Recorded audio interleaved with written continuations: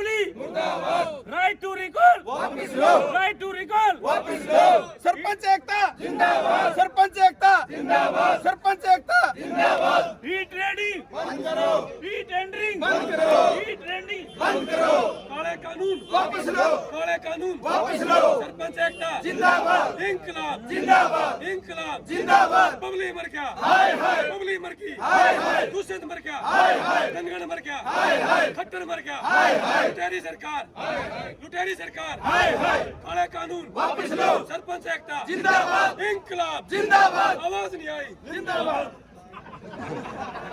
सरपंच एकता खट्टर सरकार मुर्दाबाद, खट्टर सरकार मुर्दाबाद, दुष्यंत चौटाला मुर्दाबाद, ओम प्रकाश धनखड़ मुर्दाबाद। जो गांव की चुनी हुई छोटी सरकारें हैं उनके जो अधिकार है उनका सरकार हनन करने लग रही है, उसके विरोध में हम डीसी साहब को ज्ञापन सौंप रहे हैं। या तो हमारी जो छोटी सरकार इनके अधिकारों की मांगों को पूरी करें, नहीं तो हम जो छोटी सरकारें हैं गांव के जो विकास के लिए जो गांव ने चुनी है ये अपने यहाँ पे सचिवालय पर धरना प्रदर्शन शुरू करेंगे और सरकार नहीं मानती तो हम सीएम हाउस का घेराव करेंगे। एक बात सामने आई थी वैसा कि ई टेंडरिंग का विरोध क्यों कर रहे हैं ये लोग, और बबली ने भी एक ऐसा बयान दिया था जिससे आप लोगों का ठेस पहुंची थी, साथ साथ में सीएम साहब ने भी दे दिया। लेकिन जब आप लोग नहीं चुने गए थे उससे पहले भी प्रशासन के अधीन थी ये चीज, तब ये टेंडरिंग लागू नहीं की गई थी। सुनो, जो बबली का जो बयान आया था उससे पहले जब तक सरकार में बबली का कोई हिस्सा नहीं था, जब तक इसका विरोध खुद बबली कर रहे थे, जिस दिन से उसको मंत्री बना उस दिन वो साफ हो गया सारा सौदा। सबसे पहले अगर इस सरकार में कोई बगावत करी तो बबली ने शुरुआत करी थी इस ये टेंडरिंग के खिलाफ। रही बात जिस ई टेंडरिंग के दो आइडे हैं, गांव धनीरवास के अंदर एक पानी सप्लाई है उसकी मोटर जली हुई है, आज 6 महीने हो लिए। एक्शन साहब कर 21 दिन में टेंडर हो जाएगा, सिर्फ उसकी जो कॉस्ट है 60 या 65,000 रुपए है। ई टेंडरिंग की वजह से 6 महीने से ढाणा और धनीरवास दोनों गाँव पानी की सप्लाई नहीं हो रही है। तो ई टेंडरिंग का मतलब क्या है? लोगों को दुखी करना, परेशान करना, लोगों को परेशान करना, और कोई मकसद नहीं सरकारों का। मंत्री देवेंद्र बबली तो कह रहा है कि सरपंच जो है वो अपने गांव में काम करवा रहे हैं, लेकिन जो बैठे हैं वो कहाँ करा रहे हैं? कहा दिखाओ कोई एक भी प्रस्ताव दिखा दो, कोई मान जाएंगे हम। इसलिए अगर कोई इसमें सच्चाई है तो वो गुमराह कर रहे हैं लोगों को, आपके माध्यम से गुमराह कर रहे हैं। किसी ने कोई प्रस्ताव नहीं दिया है। क्या कहना चाहेंगे सरपंच साहब, आप क्या कहते हैं? देखिए कि जैसे कि आज पूरे जिले के सभी सरपंच भाई इकट्ठे हुए हैं, जैसे कि धरना तो पूरे प्रदेश में चला हुआ है, परंतु आज झज्जर जिले के 265 पंचायत यहाँ आपके मुख्यालय पर पहुंची है। और रही बात है काम का तो बिल्कुल खुल के विरोध है। और रही बात है सरपंचों को ट्रेनिंग के लिए एक मैसेज दिया गया था, जिसमें सभी पूरे जो 7 ब्लॉक हैं जिले में, सभी 7 ब्लॉकों के अध्यक्षों ने मना कर दिया कि वो ना तो ट्रेनिंग लेंगे। और जिस तरीके की सरकार की नीतियां हैं, जिस नीतियों की सहायता जो सरपंचों पर थोपा जा रहा है, ये चाहे राइट रिकॉल की बात आओ चाहे ई टेंडरिंग की बात आओ, ये दोनों नए कानून बनाकर सरपंचों पर थोपने का काम किया। बिल्कुल इसमें सभी नाराज हैं और सरकार के बात मान लेनी चाहिए। फिर जबरदस्ती क्यों थोपते हो? देश में इतना बड़ा प्रदर्शन आप लोगों का, गांव से चुने हुए बंदे सब आप मुखिया हो, उसके बावजूद भी सरकार नहीं मान रही, इसके पीछे कारण क्या? सरकार की मंशा ठीक नहीं है, सरकार की मंशा ठीक नहीं है। और सरकार का फर्ज बनता है, सीएम साहब जो कुर्सी पे बैठे उसका फर्ज बनता है कि लोग परेशान ना हो, जनता को परेशान ना करे। अगर जनता परेशान होती है तो सीएम को भी बदल देती है। ये भली बात ही 2024 में चुनाव होगा ना, अगर इनकी मांगे जो ये जायज मांग रहे हैं, नाजायज बात नहीं इनकी, क्योंकि चुनी हुई सरकार है छोटी, जो गांव वाले चुनते हैं। हमारे लोकतंत्र देश में लोकसभा, विधानसभा और ग्राम सभा 3 प्रणाली है। जो ग्राम सभा सरपंच को चुनती है और सभी सरपंच यहाँ रहे हैं, तो उनके ऊपर ऐसे क्यों थोप दिया ये? और रही बात बीच में जब चुनाव लेट हुए थे तो वो सरकार ने अपने हिसाब से सारे काम करवाए हैं, प्रशासन ने और सरकार ने अपनी मर्जी से सारे काम करवाए हैं। सरपंच उसमें कोई किसी प्रकार से एतराज नहीं रहा है। तो सरकार जब पंचायत चुनी गई है तो पंचायतों को अधिकार देना चाहिए।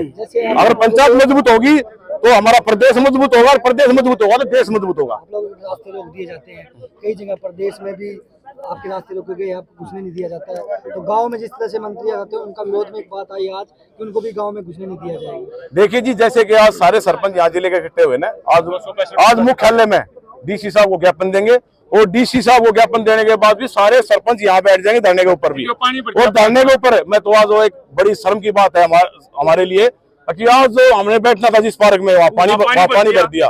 तो ये कोई भी एक मिनट, कोई भी अगर सरकार का वो आदमी आता है या जिले का जो अधिकारी, बड़ा अधिकारी गाँव में आता है ना, सरपंच उसका मान सम्मान करता है।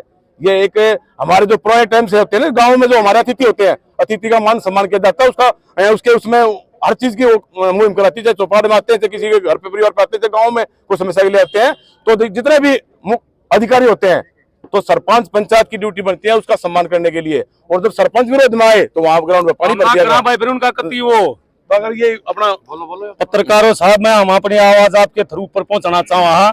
अगर जो भाई साहब कह रहे हैं प्रधान जी कि जो गांव में सरपंच पंचायत जो इनका अधिकारी जा उनकी सेवा करा, चाह पानी हर पार्टी की इज्जत करा है, चाहे जेजेपी हो, चाहे कांग्रेस हो, चाहे बीजेपी हुई, हम हर पार्टी का सम्मान करते हैं अपने बड़े समझ के।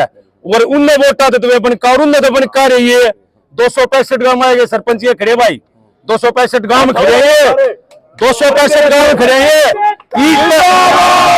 ईट बजा देंगे, ईट खट्टर साहब के बहन से ना सारे कर ले 200 गांव के सरपंच गए 265 आगे ईट बजा देंगे।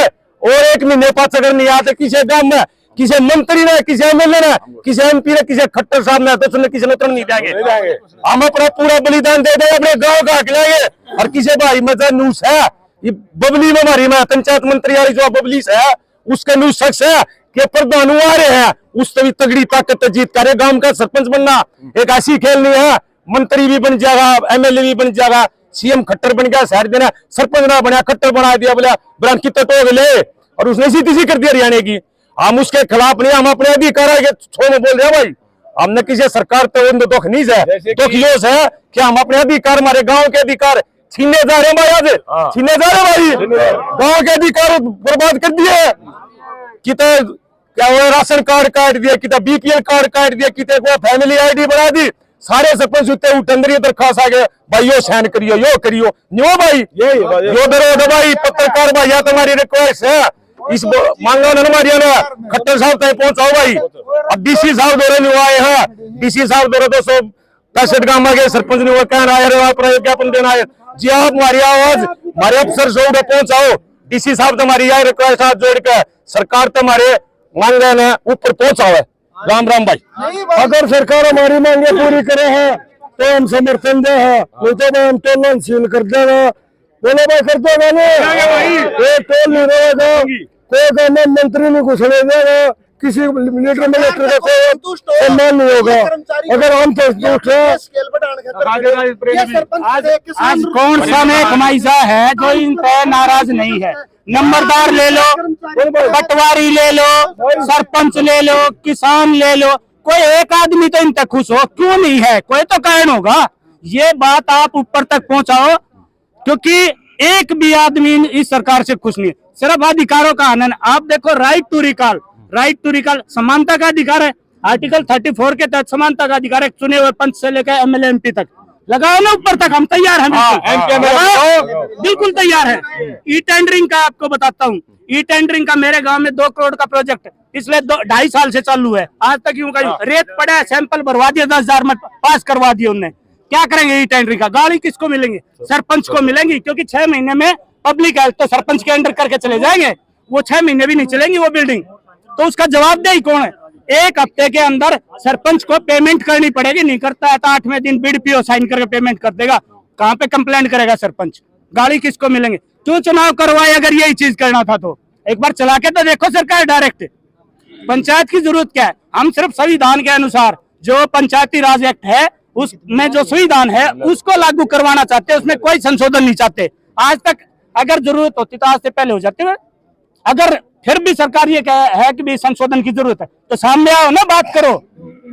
वहां बैठ के तानाशाही नहीं चलेगी, बिल्कुल नहीं चलेगी। उसके लिए शाम दाम दंड भेद जो वो अपना रहे ना, सरपंच भी मरण नहीं करने के लिए तैयार है। मैं सब ये कहना चाह रहा हूँ, साथ वाले प्रधानों ने सारी बात बता दी। अभी बार बार में देवेंद्र बबली साहब ये कह रहे हैं कि ई टेंडरिंग को एक बार बरत कर देखो भाई। पिछले 2 साल तक गाँव में पंचायत नहीं थी, सरपंच नहीं थे, हर गांव में काम हो रहा है, छोटे छोटे गांव में करोड़ों का काम कर रखे हैं। उसमें बहुत मोटा घोड़ है, मतलब जैसे पब्लिक हेल्थ डिपार्टमेंट का लगा लो, पाइप दबाए हैं 2-2 करोड़ के, 3-3 करोड़ के, बुरा हाल है। गाल बढ़ने तक पहले उखड़ ली, मतलब ऐसा काम कर रहा है, समेटते दिखा भी ना रखी। ये टेंडरिंग बरत के देख रहा है, 2 साल हो लिए, बरत के देख के दुखी होकर जब आए हैं। ये सारे चुने हुए प्रधान है, इन दौरान टाइम है, अपने गाँव की समस्या ने ठीक करने का टाइम है, रोड पाने का, प्रदर्शन करने का, सरकार के खिलाफ जाने का कोई ना टाइम है।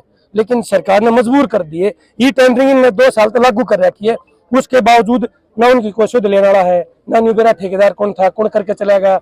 मन ने भी अपने गांव की 3-4 महकमे की कंप्लेंट डाल रखी है, उस पर कोई कार्रवाई नहीं हो रही। गाड़ पाटी पड़ी है, गाड़ खत्म कर दी, तो ये तो बस बरगलाने वाली बात है। ट्राई करके देख लो, ट्राई करके देख लो, जैसा बढ़िया होता अपना लेते। तो भाई साहब बहुत गलत है और उसके खिलाफ ज्ञापन देने आए सारा भाईचारा करता है।